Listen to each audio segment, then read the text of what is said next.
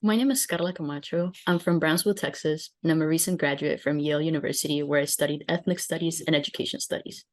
This summer, I worked in the Latin American, Caribbean, and European division on Cine Latina, shaping representation at the movies.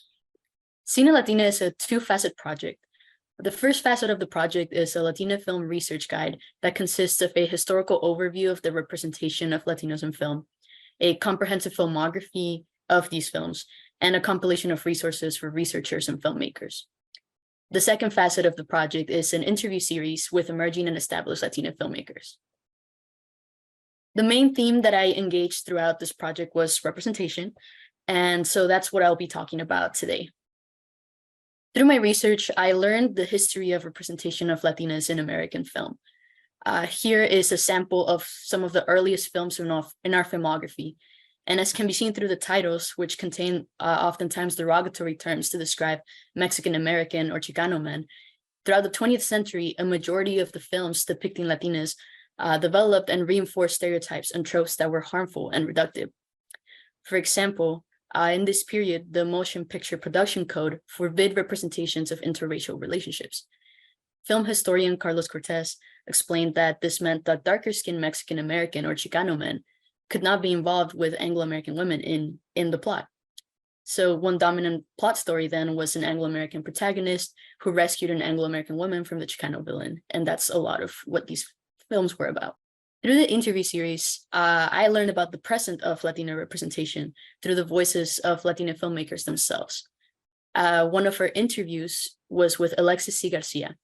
Alexis's most recent project is the short film Daughter of the Sea in 2022. The film centers a family of strong Afro-Boricua women who stand by each other as they grieve the loss of their grandfather. Alexis shared that one response to her film was, "I feel so seen. I've never seen myself represented in this way." Another one of her interviews was with H. Alberto, director of the upcoming movie Aristotle and Dante Discover the Secrets of the Universe. This film is a coming-of-age story about two gay teenage boys in El Paso, Texas, who navigate questions of ethnic identity and sexuality. H shared that a young Mexican-American woman stood up at one of the screenings and expressed never having seen a film in which a Mexican-American family was accepting of their children's gay identity.